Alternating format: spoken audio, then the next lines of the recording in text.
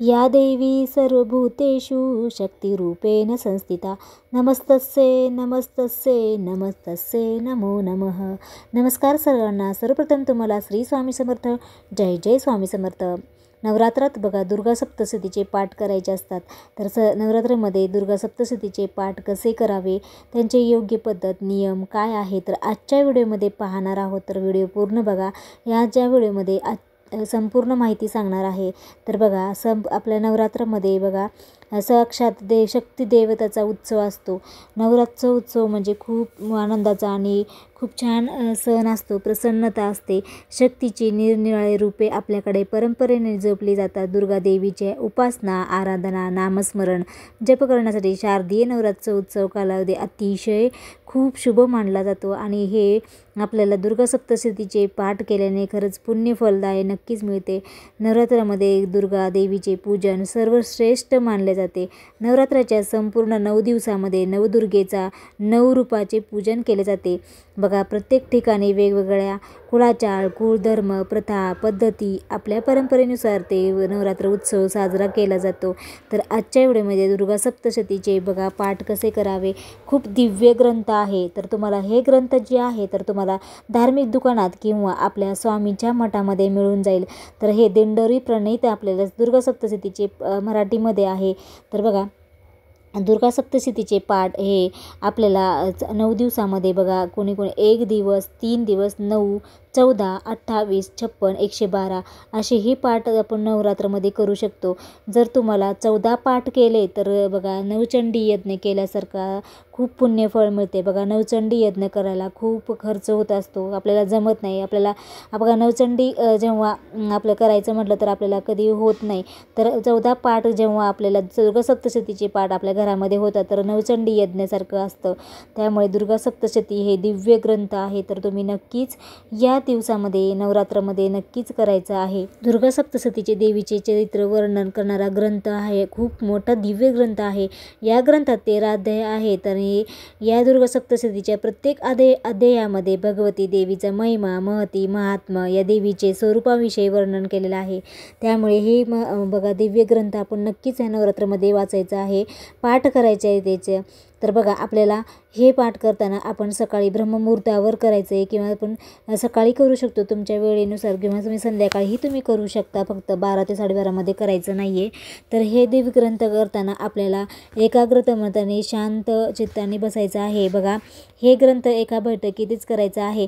बघा ह्या ग्रंथामध्ये 1 ते 13 अध्याय आहेत। तर आपल्याला एक पाठ होतो, म्हणजे 1 ते 13 अध्याय जेव्हा होतं तर तेव्हा एक पाठ होतं। तर आपल्याला बघा करण्याची योग्य पद्धत काय आहे, तर बघा पाठ करताना सर्वप्रथम आपल्याला स्वामी स्तवन म्हणायचं आहे। स्वामी स्तवन म्हटल्यानंतर आपल्याला त्यानंतर अथ देवा कवचम म्हणायचं आहे, अथ अर्गला स्तोत्रम आणि अथ कीलक स्तोत्रम म्हणायचं आहे। त्यानंतर रात्री सूक्त म्हणायचं आहे। त्यानंतर आपल्याला अध्याय घ्यायचे आहेत, ते म्हणजे 1 ते 13 अध्याय घ्यायचे आहे। त्यानंतर आपल्याला सगळं 13 अध्याय पूर्ण झाल्यानंतर आपल्याला शेवटी देवाप्रद क्षमापण स्तोत्र म्हणायचं आहे। तर बघा हे 1 ते अध्याय म्हणजे पूर्ण झाल्यावर हे योग्य पद्धत आहे, या पद्धतीनेच आपल्याला वाचायचं आहे। जेव्हा आपण हे वाचताना एका बैठकीत वाचायचं आहे। बघा ते मध्येच उठायचं नाही आहे, मध्ये बसायचं नाही। आणि हे जेव्हा पाठ आपल्या जेव्हा नवरात्रीमध्ये सुरुवात म्हणजे करतो तर ते आपल्या देवासमोर करायचं आहे। बघा तुमच्याकडे घरामध्ये घट नसेल तर तुम्ही अगदी तुमच्या घराच्या देवघरासमोर पण आपण जे 9 दिवसाचा दिवा लावतो तर तिथे बसूनही म्हणजे पाठ करायचे आहेत, किंवा तुम्ही घटस्थापना जिथे तुम्ही स्थापना केली आहे तिथे बसूनही तुम्ही हे पाठ करायचे आहेत। अगदी सोपे साधे नियम आहेत। त्या नवरात्रामध्ये आपण मांसाहार करायचा नाही आहे आणि परान्न खायचं नाही आहे, म्हणजे बाहेरचं अन्न खायचं नाही आहे। आणि आपण त्या दिवसामध्ये आपण गादीवर झोपायचं नाही, खाली चटईवरच झोपायचं आहे। फक्त आपल्याला ब्रह्मचार्य पाळायचं आहे, फक्त एवढेच आहे। तर तुम्ही हे नियम अगदी सोपे पद्धतीने आहेत। आणि हा ग्रंथ जे आहे तर तुम्ही विधवा, पुरुष, मुली, महिला मुलं कुणीही वाचू शकतं, असं काही बंधन नाही आहे. आणि खरंच आपली आई भगवतीचा आशीर्वाद असतो, तर त्यामुळे आपण ह्याच्यामध्ये कधीच आपल्याला शंका मनात आणायची नाही. एकदम मनोभावे पूजा करायची आहे आई भगवतीची. जेव्हा आपली आई भगवती घरामध्ये येते ना, तेव्हा आपल्या घरामध्ये खूप शांतता ठेवायची आहे. बघा, त्या दिवसामध्ये घर एकदम आनंदित ठेवायचं आहे, शांतता ठेवायची आहे. फक्त हे जी काही पाठ करताना आहे तर ते अगदी हळूवार वाचायचं आहे, स्पष्ट उच्चार करून वाचायचं आहे. म्हणजे बघा, वाचायचं म्हणून असं फास्टमध्ये वाचायचं नाही, एकदम हळूवार वाचायचं आहे. अगदी खूप दिव्य ग्रंथ आहे. बघा, या दुर्गा सप्तशतीचे पाठ ज्या घरामध्ये होते ना, त्या घरामध्ये सुख समृद्धी आणि कशीच कमी पडत नाही. बघा, तुमच्या बरेच शत्रुपीडा असते, तुमच्यामध्ये बरेच कोर्ट कचेरी असते, बरेच काही तुमचे संकट असतं, त्याचं नक्कीच आपली आई भगवती त्याची निवारण करत असते. बघा, जेव्हा आता माझे बरेच अनुभव आलेत, मी जेव्हा हे ग्रंथ दरवर्षी वाचत असते तर खूप छान अनुभव आले. तुम्ही पण हे मनोभावे दुर्गा सप्तशतीचे पाठ नक्की या नवरात्रामध्ये करायचं आहे. तर तुम्हाला या पद्धतीने, योग्य पद्धतीने आपल्याला हे वाचायचे आहे. आपल्याला फक्त सुरुवात जी आहे स्वामी स्तवन करायचं आहे आणि त्यानंतर आपल्याला बघा, हे सगळं झाल्यावर आपल्याला 99 मंत्र म्हणायचं आहे. जेव्हा आपले हे पाठ झाले तेव्हा एक माळ जरी 99 मंत्र केलं तरी चालतं. तर ते आहे ओम ऐं ह्रीं क्लीं चामुंडाय विच्चे, ओम ऐं ह्रीं क्लीं चामुंडाय विच्चे, असं म्हणत आपल्याला एक माळने फक्त म्हणायचे आहे. तुम्ही हे रोज जरी केलं तरी चालतं. बघा, आता समजा आता धकाधकीच्या काळामध्ये तुम्हाला जर वेळ नसेल तर तुम्ही दररोज 2 अध्याय घ्यायचे आहेत. बघा, आपलं जेव्हा स्वामी स्तवन म्हणायचं आहे त्यानंतर आपल्याला आता देवकवच म्हणायचं आहे. आता अर्गला स्तोत्रम, कीलक स्तोत्रम म्हणलं, रात्री सुक्त म्हणायचं आहे. त्यानंतर आपल्याला फक्त 2 अध्याय घ्यायचे आहेत. जर तुम्हाला 13 अध्याय 1 ते 13 अध्याय जर जमत नसेल तर रोज 2-2 अध्याय करायचे आहेत.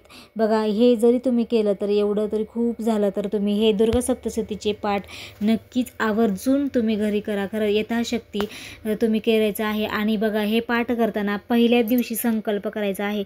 संकल्प करताना आपण उजव्या हातामध्ये हळदी कुंकू घ्यायचं आहे, अक्षदा घ्यायचं आहे, फूल घ्यायचं आहे आणि आपल्या देवी माताला, आपल्या दुर्गा माताला आपल्याला प्रार्थना करायची आहे की मी यथाशक्ती जेवढे संपूर्ण मी दुर्गा सप्तशतीचे पाठ करणार आहे, तर माझ्याकडून हे दुर्गा सप्तशतीचे पाठ तुम्ही करून घ्यावे.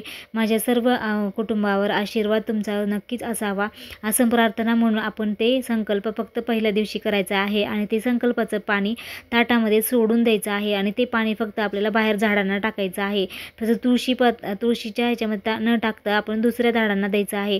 असं संकल्प फक्त पहिल्या दिवशी करायचा आहे.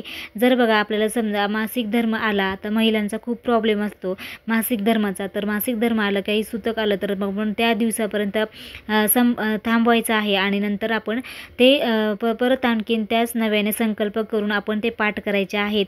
बघा, आपण हे पाठ आपण नवरात्री झाले तरी करू शकतो, कारण आपण कोजागिरी पौर्णिमेपर्यंत जरी केलं तरी चालतं.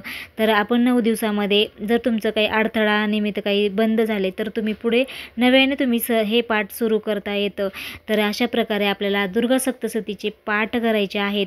तुम्ही नक्की 14 पाठ करण्याचा प्रयत्न करा, कारण 14 पाठ करणे म्हणजे नवचंडी यज्ञ केल्यासारखं आहे. तर तुम्ही नक्कीच प्रयत्न करा आणि जर शक्य नाही झालं तर तुम्ही 2 अध्याय नक्कीच तुम्ही पाठ करायचे आहे. तर अशा प्रकारे दुर्गा सप्तशतीचे पाठ करायचे आहेत आणि अगदी सोप्या पद्धतीने आहे, जास्त नियम नाही आहेत, अगदी सोप्या नियमात आहेत. आपण छान आपण 13 अध्याय पठण करून आपण नंतर आपण नैवेद्य दाखवायचा आहे, आरती करायची आहे आपल्या आई मातेची.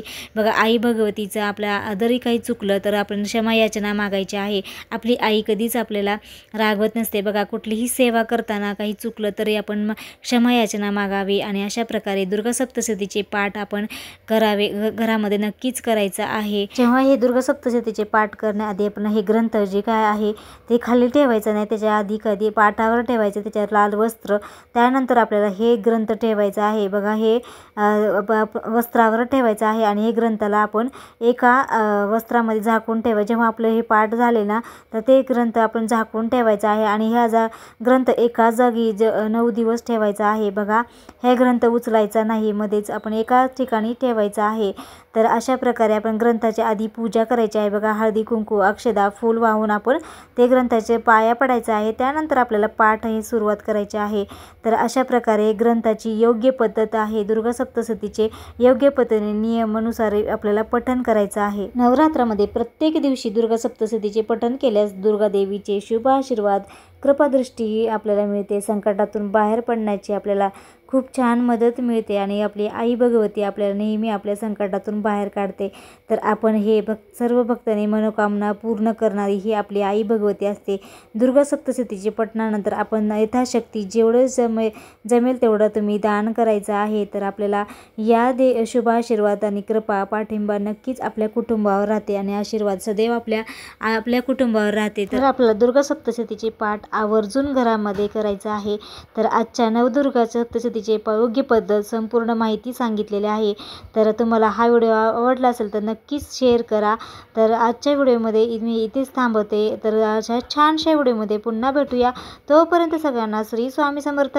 जय जय स्वामी समर्थ.